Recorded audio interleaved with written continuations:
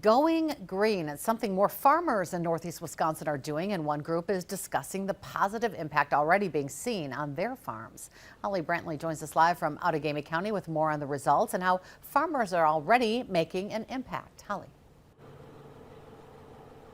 Right, they call themselves Peninsula Pride Farmers. For the last 3 years, they've taken part in a data-driven study to find out if their goals to go green are working. They want to use greener, more sustainable farming practices and inspire others who also work the land. Oh, I've got it.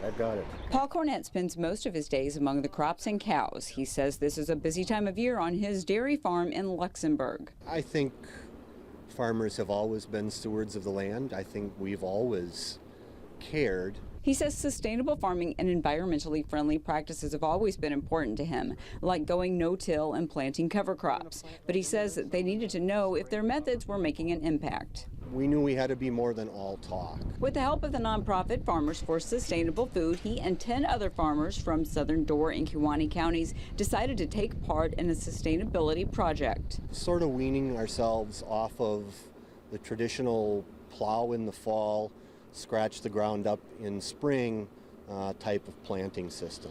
They just tallied the results for 1 year of the 3-year project. He's excited. They are already seeing positive results, better water quality, and less greenhouse emissions. The project gives us a tool to prove to ourselves that there's value in being innovative in the field. Peninsula Pride farmers hope the results not only impact farmers here in Northeast Wisconsin, but spread throughout the Midwest. I think there is tremendous opportunities for farmers around the country to learn from what we're doing right here in Northeast Wisconsin and follow our example, and not only doing more conservation, but putting data behind it. Lauren Bry is with Farmers for Sustainable Food, the nonprofit supporting the farmers. She and her husband also have their own dairy farm in Sturgeon Bay. So this type of project helps us understand, are we really making a difference for water quality, for soil health?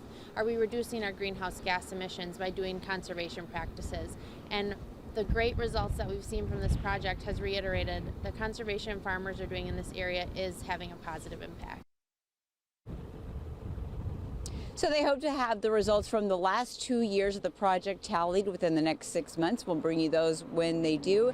In the meantime, and Paul says that some of his farmers that are his neighbors that aren't taking part in the project are already asking questions and hoping to join. Live in Outagamie County, Holly Brantley, Action 2 News.